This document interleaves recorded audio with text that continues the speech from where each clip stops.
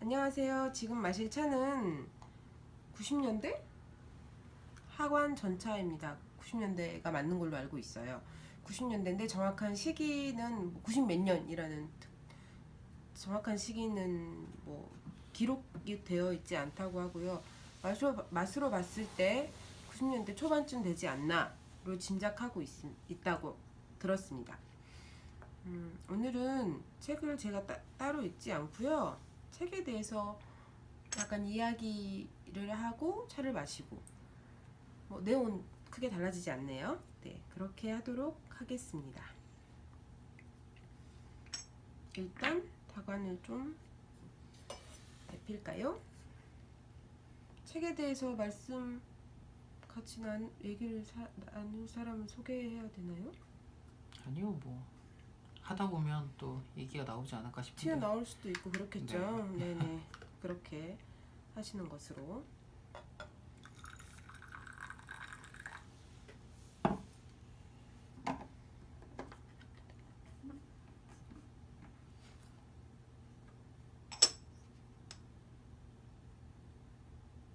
일단 차가 들어가야 또 많이 나오시네요. 얘기가 나오고 하니까요. 네, 네, 잠깐만 기다려주세요.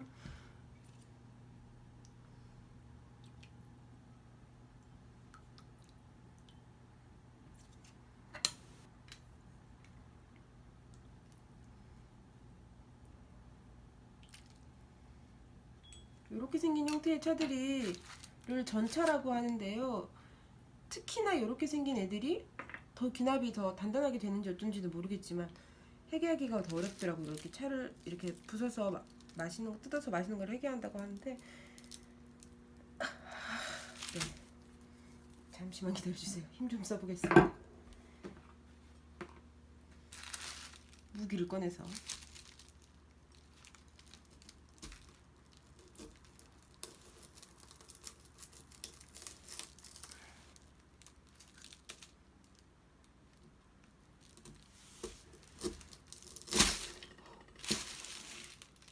뭔가 테이블에 큰 자국을 남기고, 뭐 저희 집에 온 애들은 다 그래요.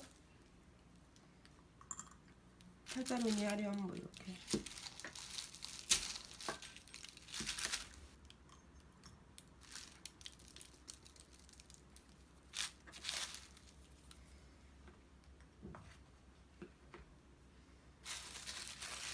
다시 제대로 삶으면 시간이 좀 걸리기 때문에 잠깐 밀어두고 얼른 차로 올리겠습니다. 약간 그래도 신경이 쓰이나?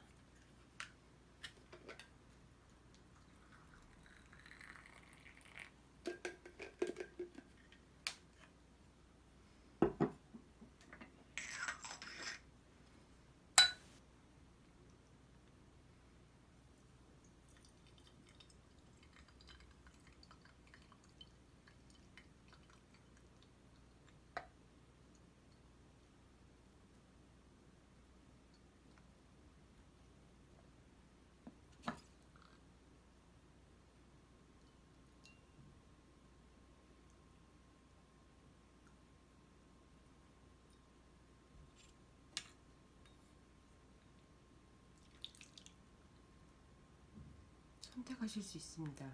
참새와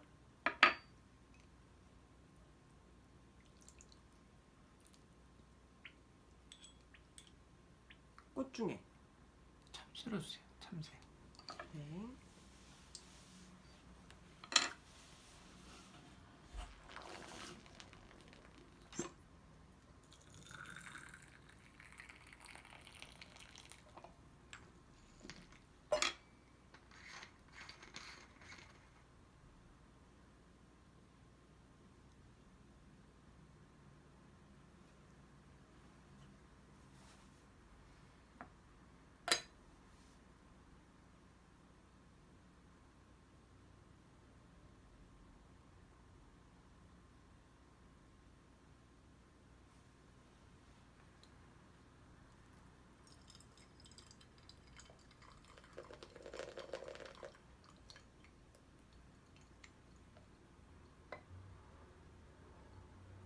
예전에 이 처음 중국 닭으로 봤을 때는 장난감 같다고 생각을 많이 했었는데 지금 보니까 이제 하나하나의 단가를 알다 보니까 네. 그래도 저희 집에 있는 것들은 아주 고가의 것들은 아닙니다.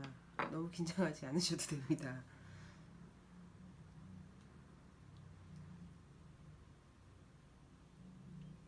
눈은 높지만 지갑이 얇아서.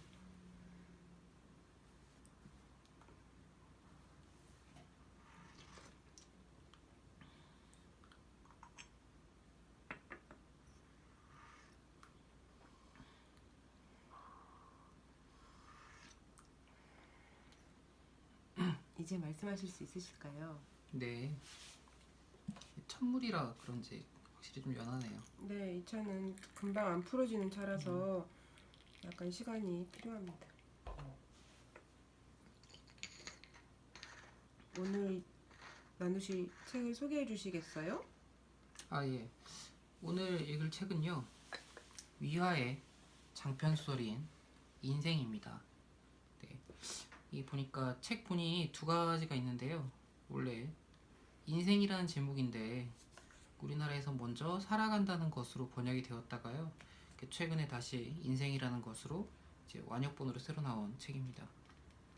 위화를 아시는지는 잘 모르겠지만 그 허삼관 매열기를 떠올리시면 누구나 알 수 있을 것 같아요. 왜 우리나라의 영화로도 나왔잖아요. 허삼관 네네. 매열기. 물론 그 내용과는 많이 다르다고 하는데 네, 그래서 보지 않았습니다. 네.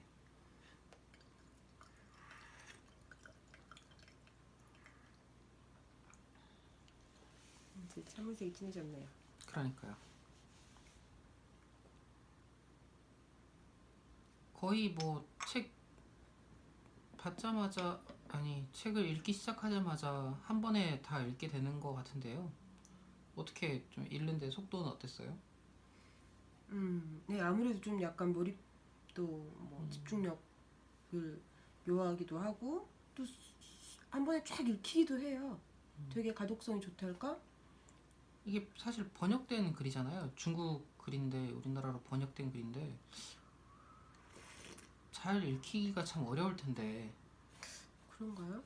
아무래도 중국 소설이 우리나라로 번역될 때 한자어가 이제 번역이 되는 거겠죠. 그렇겠죠? 그러면 번역이 좀 어려울 것 같다는 생각이 드는데 잘 읽히는 거 보면은 참 번역가가 잘 한 거 아닌가 싶은 생각도 들어요. 네, 네. 이 전권 이전의 판본과 지금 판본이 번역자는 똑같아요.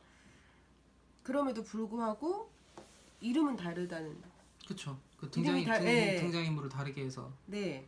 그래서 사실은 저는 얘 둘을 따로따로 다 읽었거든요. 뭐 얘기를 좀 약간 부끄럽지만 얘기를 하자면 이 책을 구입을 했다 해서 재밌게 읽어놓고 얘를 다시 중고로 샀어요. 위아의 다른 책인가? 라고 생각하고 사실 읽는데 이상하다. 이거 나 아는 내용인데 근데 이름이 너무 얘는 중국식으로 표기되어 있고요. 아니 이게 이게 한자식. 예, 이게 한자 음독 표기고요. 이쪽은 중국식 표기예요. 그래서 푸구얼과 복귀는 다른 사람이라고 생각을 한 거죠. 약간 창피했지만 네, 그랬습니다.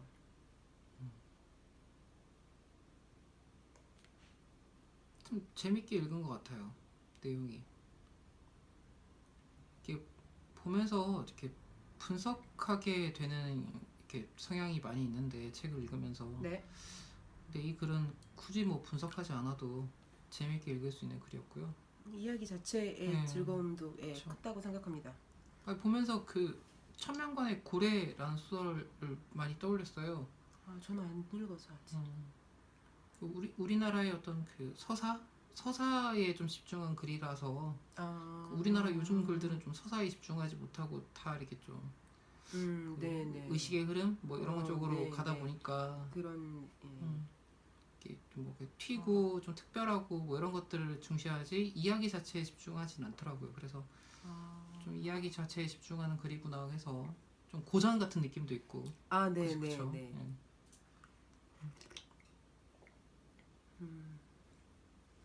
보면서 그런 생각을 했어요.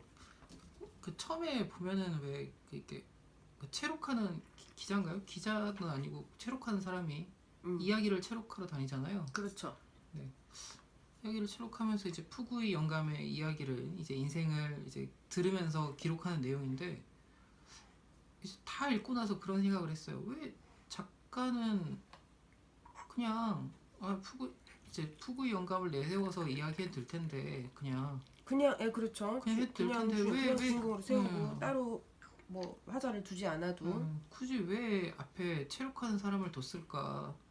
왜 이야기 속에 이야기를 만들었을까? 그런 생각이 들더라고요. 어떻게 생각하세요? 저는 사실 그 부분에 대해서 깊이 생각을 해보지 않아가지고 근데 아마도 그 이 인생 제목도 인생이지만 푸구이의 인생 전체잖아요. 거의 네. 아주 어린 시절을 빼놓고는 거의 전체잖아요. 그렇기 때문에 그 전체를 왜 푸구이가 직접 들려줄 수 있는 대상은 이제 없어요. 푸구이 곁에. 그리고 푸구이의 인생은 우리가 옛날에 뭐 할머니 때는 뭐 할아버지 때는 잠깐만요. 이 인생에 대한 줄거리를 어느 정도 설명을 해야 이게 이해가 될 것 같아요. 보니까. 네, 설명해 주세요. 저는 줄거리 요약을 잘 못합니다. 그냥 간단히 요약하면요. 그 체록하는 사람이 이제 시골을 돌아다니면서 이야기를 이제 받아 적는 일을 하는데요. 자기 말로는 이제 놀러 다닌다고 얘기를 하는데 그러다가 이제 일을 하고 있는 영감님, 푸구이 영감님을 만나게 됩니다. 푸구이 영감님에게서 이제 같이 앉아서 이야기를 듣는 이야기인데요. 그러면서 이제 푸구이 영감의 인생에 대해서 이야기를 해요. 근데 처음부터 뭐 인생이 어떻고 저렇고 이렇게 얘기를 하는 게 아니라 그 푸구이 영감이 젊었을 때부터 해서 어떻게 해서 집안이 좋았었는데 폐가 망신하게 되고 그런 다음에 결혼을 해가지고 뭐 아이가 있었는데 아이가 죽게 되고 그러면서 전쟁터에 끌려가게 되고 이제 어쨌든 중국의 근대사와 연결이 되면서 그죠? 네. 근대사와 연결이 되면서 그 이야기들을 이제 푸구이 영감의 인생으로 그대로 끌어와서 이야기를 하고 있어요. 그래서 마지막에 뭐 결국 다 죽게 되고 다 죽죠. 푸구이 영감 말고는. 그렇죠. 다 죽어요. 네, 다 죽고 마치 그 마지막 손자까지 살아남았었는데 손자까지도 죽게 되면서 푸구이 영감이 혼자 남는데요. 뭐 그런 식으로 해서 이제 그 이야기를 듣는 걸로 이야기가 끝이 나요. 네. 아까 하던 얘기가 맞아. 해야 될 건 까먹었죠? 그러게 까먹은 것도 같고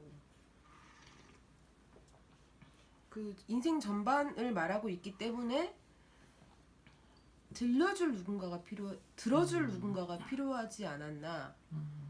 왜냐면 지금 중국 현대인들 이게 뭐 출판이 됐을 당시가 뭐 90년대 중반 정도였나? 뭐 이 정도쯤에 중국을 살아가고 있는 젊은 사람들, 그 시대의 사람들한테는 누군가 들려주는 이야기라고 생각하거든요. 체감한 이야기가 아닌 그런 약간 게 필요하지 않았을까. 마치 우리나라 예, 이제 예, 예. 근현대사를 겪은 사람이 전쟁 현대의 사람에게 전달해주는 뭐 그렇죠. 그런 모습을 우리나라 보여주고 할머니 싶었다. 할아버지들의 들려주는 이렇게 실제의 삶. 실제 삶. 그렇기 때문에 직접이 아닌 어떤 간접적인 이것들 이야기가 되지 않았나 싶은 생각을 지금 했어요. 저는 조금 다르게 생각을 했는데요. 이게 그 뭐라고 해야 되냐? 왜 우리가 전시관에 가면은 그림을 볼 때 약간 떨어져서 보잖아요.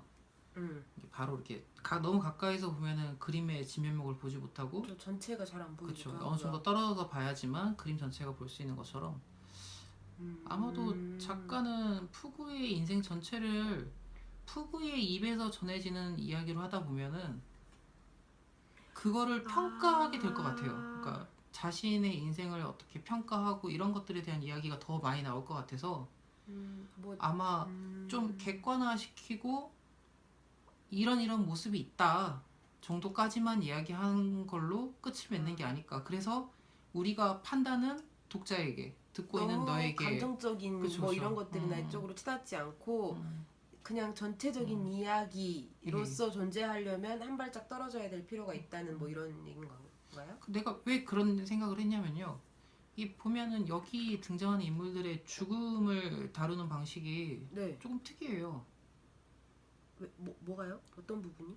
이게 우리가 이제 이야기에서 이게 가장 가까운 사람, 네. 뭐 예를 들어 뭐 아내나 뭐 우리 자식이나 죽었을 때 이제 주인공 입장에서 화자의 입장에서 굉장히 그것에 대한 감정 몰입, 어떤 그거에 대해서 그 이제 절망하고 좌절하고 이런 것들이 굉장히 길게 나올 법하거든요.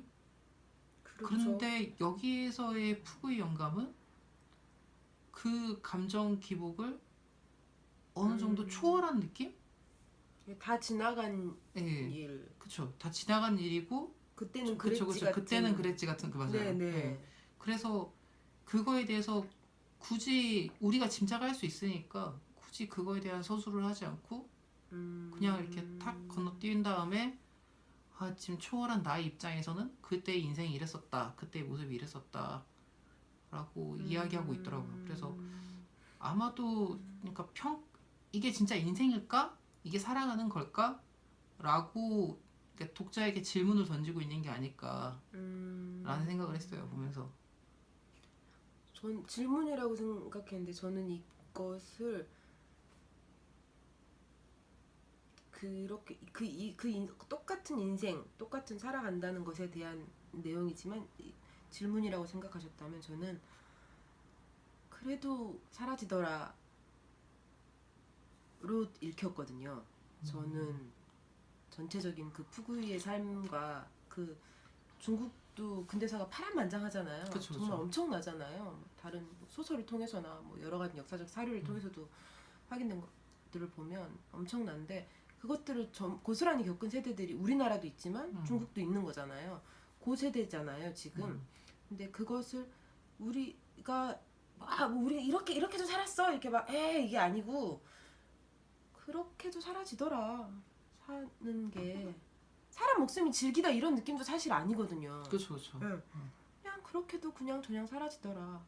그 순간에는 막 애가 끓고 이런 감정들이 전혀 안 드러나는 건 아니잖아요. 푸구이도 굉장히 괴로워하잖아요.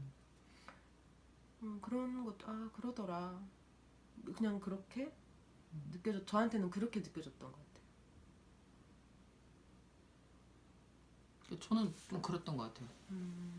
그러니까 이렇게 딱 그러니까 내가 보통 책을 읽으면 이제 내가 주인공이 된 것 같은 느낌? 그쵸, 감정이입을 좀 감정이입을 하게 되고 네. 그렇게 읽게 되는데 이거는 감정이입이 된다기보다는 이렇게 멀리 떨어져서 네. 아 저런 인생도 있구나. 진짜 약간 저런 삶도 파노라마 필름이나 그쵸. 그냥 딱 이렇게 쭉 들려주는 이야기 같은 느낌이.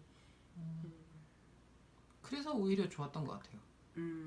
이게 내가 살아봤는데 정말 힘들고 뭐 고난스럽고 막 내가 우울하고 막 이런 것들에 대한 이야기를 주저리주저리 했다면 오히려 거기에 공감하지 못했을 것 같아요. 근데 이 사람은 지나고 나서 내 인생을 돌아보고 나의 삶을 돌아보니까 이러했다. 이런 식의 이야기가 되니까 오히려 공감도 잘 되고 그래 이런 삶도 있는데 이런 생각이 들더라고요. 그리고 이런 사람들도 있었지. 물론 뭐 그렇다고 해서 뭐 아프니까 청춘이다 뭐 그런 개념은 또 아닌 것 그런 같아요. 개념은 아니고 그렇죠. 생각보다 우리가 그런 얘기도 들었어요. 그런 생각도 들었어요. 이게 사람의 인생은 한 사람 한 사람이 다 드라마다 이런 얘기가 있잖아요. 네네. 우리는 잘 모르지만 그 사람의 인생을 만약에 우리가 푸구의 영감처럼 나이가 들어서 우리 인생을 이렇게 되돌아보면서 이렇게 이야기를 한다면 우리 인생도 역시 이렇게 길게 네네. 마치 파란만장하게 이야기를 할 수 있지 않을까. 소설도 쓰겠다. 그쵸, 뭐 이렇게 그쵸. 뭐 이런 그쵸, 아침 드라마, 점심 드라마 뭐 이렇게. 네 그렇죠. 각자 뭐는 어떻게 읽을지 몰라도 객관적인 평가라는 게 어떤 한 사람의 삶은 근데 사실 잘 생각해 보면은 우리 주변 사람들도 그러니까. 결국에는 죽게 될 테고 기쁜 일도 있으면 슬픈 일도 있을 텐데 이거는 사실 누구나 겪을 수 있는 이야기인 거잖아요. 마치 이 근현대사를 굳이 갖고 오지 않더라도 누구나 겪을 수 있는 이야기니까 그렇기 때문에 공감이 되는 것 같아요. 응. 그런 또 것 같아. 또 그런 생각도 해봤어요. 이걸 이제 현대의 사람이 만약에 내가 이제 푸구의 영감이 현대에 살고 있는 사람이 내가 푸구의 영감인데 내가 과거를 이야기한다. 그러니까 우리가 이제 나의 노인이 아주 되어서 노인이 되어서 푸구의 영감처럼 과거에 대한 이야기를 누군가에게 들려준다면 과연 어떤 이야기를 들을 수 있을까 그렇네요. 그런 생각도 들더라고요. 내 인생은 이랬어. 내가 이런 그냥 고난을 이렇게 살았어. 근데 이렇게 푸구의 영감처럼 길게 얘기하지는 못할 것 같아요. 굉장히 단편적으로. 기억력 문제가 아닐까 싶기도 한데. 아니 그런 거 있잖아요. 이렇게 지나고 나면은 요약이 되잖아요. 그 시간이. 네, 그렇죠. 그렇죠. 그러니까 뭐 예를 들어 내가 뭐 한 1년 동안 굉장히 힘들고 막 그 당시에는 고민도 많고 생각도 많고 그랬었는데 지나고 나면은 그때 참 힘들었어. 이렇게 한마디로 요약이 돼 버리잖아요. 그래, 맞아요. 과거와 순간, 지금 현재의 순간은 약간 체감하는 무게나 이게 다르니까 그런 것 같아요. 저는 그래도 꽤 길지 않을까 싶은 생각이 듭니다. 어쨌든 그런 면에서 참 재밌게 읽었던 것 같아요. 근데 또 그런 생각도 들더라고요. 이 위아라는 사람이 제목을 인생이라고 지었는데 참 용감하지 않나. 왜, 어떤 의미일까? 아니 책 제목을 인생이라고 짓는 것 자체가 이 사람은 어떤 정의를 그러니까 겉보기에는 누군가가 보기에는 인생이라는 정의를 내린 것처럼 보이잖아요. 이 책에 내가 생각하는 인생이란 이런 거야. 그렇게 생각할 수도 있겠네요. 그렇게 사람들은 생각하면은 이 작가 입장에서 제목을 인생이라고 짓는 거는 굉장히 부담스러울 수도 있겠네요. 만약에 앞에 하나 더 달면은 이상하지 않겠죠. 푸구이의 그렇죠. 인생 이랬으면은 그러니까 과로가 하나 있으면 부담이 덜 할 텐데 인생이라고 지어버리면 이게 전체적인 대명사가 돼버리는 거잖아요. 우리 모두의 인생 이렇게 되는 거잖아요. 그렇죠. 어떻게 앞에 뭐가 있을지 모르니까. 그죠? 그렇네요. 용감하다는 생각도 했어요. 보면서 제목을 지는 거. 저는 엄청 직설적인 제목이구나. 이 사람의 다른 작품인 아까도 언급했던 허삼간, 제가 드릴게요. 허삼간 멸기도 정말 직접적인 제목, 직설적인 제목이잖아요. 말 그대로 제목으로 끝나요. 뭐 허삼관이 피파하는 내용이잖아요. 기본 정말 딱 한두 문장으로 이것도 그렇다고 생각해요. 푸구이가 살아간다는 것, 뭐 푸구이의 인생 이러면 사실은 끝나는 건데 말씀하신 것처럼 푸구이가 안 들어가 있잖아요. 그러니까요. 네네. 그렇게 생각할 수도, 작가로서는 부담스러울 수도 있었겠네요. 달리 생각하면.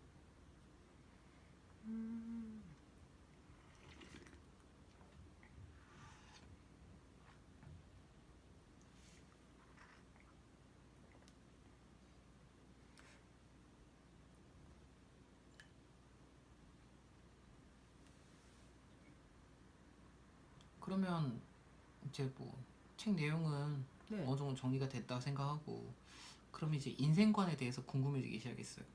그럼 인생은 이 사람이 생각하는 인생은 이런 건데 내가 생각할 때 인생은 어떤 거다.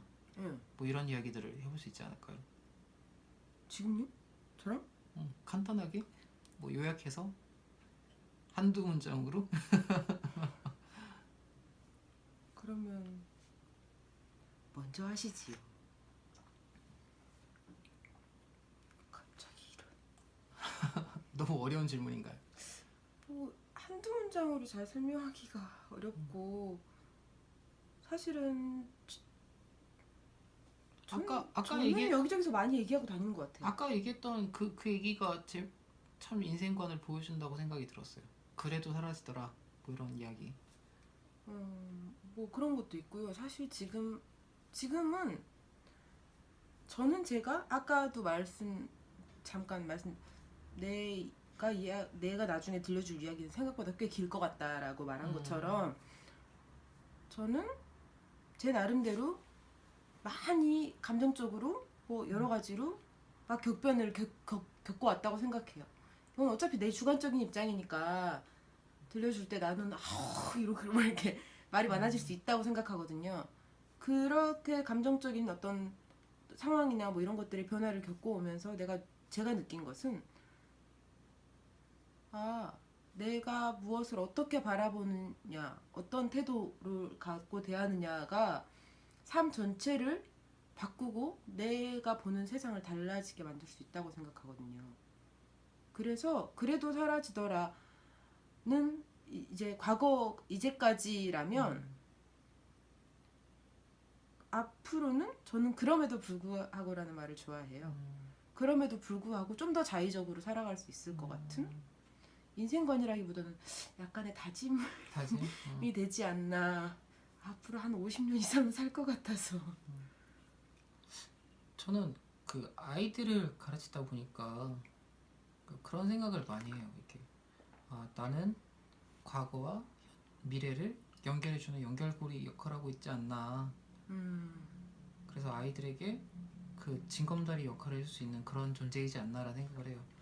그러면 그 징검다리가 어떤 징검다리냐에 따라서 어떻게 건너가는가는 다르겠죠. 네, 맞아요. 그래서 물론 이제 그 내가 어떤 사명감 이런 것들에 대한 이야기는 그런 이야기고, 아니면 내가 인생 전체를 바라보는 거는 그저 이렇게 그 귀천이라는 시 있잖아요. 네. 좀 그런 느낌과 비슷한 것 같아요. 어쨌든 살짝 머물렀다가 들렀다가는 머물렀다가는 여기는 소풍이니까 어느 정도 그래서 약간 여기에서 내가 어떻게 하고 이 세상을 어떻게 아름답게 만들고, 그리고 내가 나의 영향력, 나의 어떤 향기 이런 것들을 사람들에게 퍼뜨릴 수 있을까, 뭐 이런 생각도 가끔 하거든요. 네. 근데 참 어려운 것 같아요, 그게. 어려운 문제예요. 성격이 막 이렇게 활달하고 이런 것도 아니라서 네. 이제 또 그런 거 있잖아요. 그 내성적이란 말도 참 이제 바꾸자 그러던데, 그러니까 내향적인 걸로. 그러니까 좀 그런 사람인데, 그러다 보니까 참 사람들에게 내가 가진 생각을 얘기하는 것도 참 어렵고. 그래도 뭐 수업 중에 아이들한테는 많이 이야기를 하죠. 너희들은 충분히 잘할 수 있고, 너희들이 앞으로 세상에 나가면 너희들이 할 수 있는 거는 많이 있고, 뭐 이런 이야기들을 많이 하는데, 그게 다 전달이 되면 좋을 텐데, 항상 생각하기에 한 100분의 1, 1000분의 1 정도는 전달이 될 거다. 그러니까 씨앗을 뿌리는 거다. 저는 그것도 굉장히 크다고 생각하거든요. 100분의 1, 1000분의 1이라는 게 그냥 수치로 보면 되게 그거 한 건데, 100명 중에 1명, 1000명 중에 1명이라도 그 어떤 누군가의 삶을 변화시킨다는 것은 엄청난 영향력이라고 생각해요. 왜냐면 그 사람을 통해서 변화되는 또 다른 사람이 있을 테고, 약간 다단계 같기도 하지만 그런 거라고 사람이 어떤 사회적인 동물이라는 건 어떤 그런 의미라고 생각하거든요. 크게 봤을 때. 제가 최근에 읽은 책 중에서 우리는 역사를 살아가고 있다 라는 말과도 비슷한 것 같아요. 역사를 살아가고 있다. 네. 우리는 그렇죠. 나중에 되면 역사가 되죠. 네, 이 그러니까 시간이. 나이 든 사람이 그렇게 말해요. 젊은 사람한테 역사는 우리가 맘대로 바꿀 수 있는 게 아니다. 젊은 사람은 그렇게 말하죠. 우리가 살아가고 있는 게 역사라고. 이게 역사로 기록될 거니까. 그러면 역사라고 하면 우리가 과거의 것이나 어떤 과거의 기록인데, 우리가 살아가고 있는 것이 나중에 역사가 된다는 관점을 약간 바꾸면 어떻게 살아가느냐에 따라서 전혀 다른 역사가 된다는 의미잖아요. 네, 그게 어떤 그쵸. 이 푸구이 영감이 역사가 된 것처럼. 네, 그런 거죠. 그냥 이 사람은 그냥 살았을 뿐인데, 그쵸. 살아갔을 뿐이고 살아냈을 뿐이에요. 그냥 그냥 그 상황에 순응하면서 사실 살아간 사람인데, 그런 것 같아요.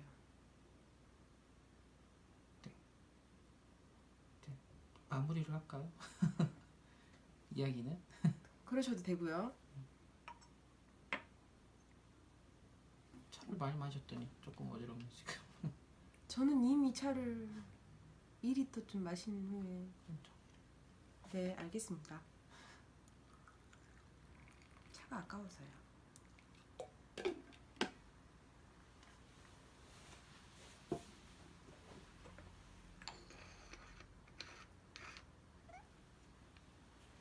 이 차가 아까워서 저는 두었다가 더 마셔야겠어요.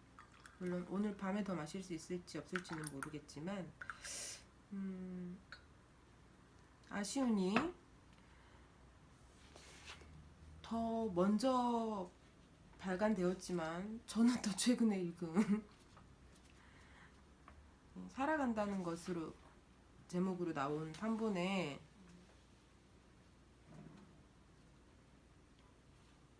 어떻게 보면 책 3분의 1 지점이니까 초반 푸구이 영감의 이야기로는 초반일 수 있어요. 나중에 나는 생각했네. 스스로 자신을 위협할 필요는 없다. 이것은 모두 운명이다.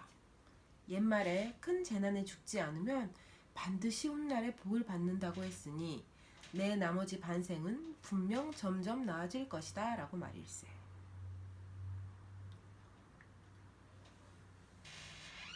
그런 생각을 가진에게 말해주었더니 가진이 이로 시를 끊으면서 나를 보며 말했네. 복은 안 받아도 좋으니 해마다 당신에게 새 신발을 지어줄 수만 있기만 하다면 더 바랄 것이 없겠어요.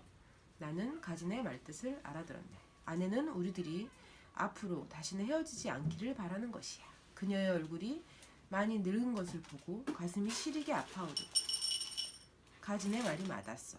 한 가족이 매일 함께 할 수만 있다면 그보다 더한 복이 어디 있겠는가? 라고 말하고도 이 푸구이의 인생은 녹록지 않습니다. 아내도 죽고 그리고 마지막쯤에는 뭐라고 말하는지 마지막 말을 얘기해 봐야 네, 될 것 같아요. 뒤쪽에쯤에 제가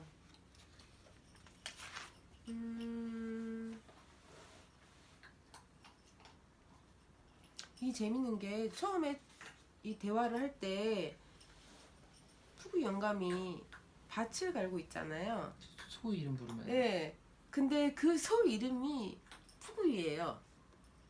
아주 늙은 소고요. 얘기를 합니다. 소는 한 마리인데 이름을 여러 이름을 불러요. 맞아요. 기억나세요? 네. 여러 이름을 부르고 왜 그러냐고 물어봐요. 근데 그러는 거예요. 푸구이가 그런 말을 해요. 혼자 일하는 줄 알면 자기만 고생시킨다고 생각할 거 아니냐고. 그 이름들이 다 가족 이름들이잖아요. 다 이미 죽은 죽고 자기 옆에 응. 없는 가족들의 이름이에요. 자기도 늙었고 늙은 소를 데리고 매일 일을 하면서 이게 아마 자기 인생에 대한 자기를 평가하는 푸구의 말이라고 생각해요. 여기서는 복귀라고 이름이 나와 번역이 되었는데 복귀는 괜찮은 녀석이야. 때로는 슬그머니 게으름을 피우기도 하지만 사람도 틈만 있으면 게으름을 피우는데 소야 더 말할 게 있나? 나는 놈에게 일을 시켜야 할 때와 쉬게 할 때가 언제인지를 잘 안다네. 내가 피곤하면 그놈도 피곤할 것이므로 쉬게 하면 되고 내가 좀 쉬고 나서 정신이 들면 놈도 그때부터 일을 시키면 되는 거야. 우리가 주변에 모두가 죽고 늙은 소와 자기만 남겨졌을 때 이렇게 말할 수 있을까요? 원앙 소리 뭐 이런 데가서 들고 네네네, 그런 인상도 있죠. 우리나라 농촌의 할아버지들도 다르지 않다고 생각해요. 그리고 우리나라 소설 중에서도 메밀꽃 필 무렵 거기서도 그 주인공이 그 늙은 당나귀를 자기와 똑같이 동일시하죠. 그리고 푸구이는 복귀는 뭐 사라져요. 그리고 그 이야기를 그렇게 이야기를 마무리해요. 그리고 이제 그 체록하던 그 사람의 마지막 문장. 나는 안다. 황혼은 순식간에 사라지고 어두운 밤이 하늘로부터 내려오리라는 것을. 나는 광활한 대지가 바야흐로 교실의 가슴을 풀어헤치고 있는 것을 지켜보았다. 그것은 부름이다. 부름의 모습이다. 여인이 자기 아이들을 부르듯 대지가 어두운 밤이 내리도록 부르고 있는 것이다. 네, 이렇게 문장을 읽고 나니까 귀천이 더더욱 그쵸. 네, 예, 그렇네요. 맞아, 더더욱 그 귀천에 말씀하신 그 공감이 가네요.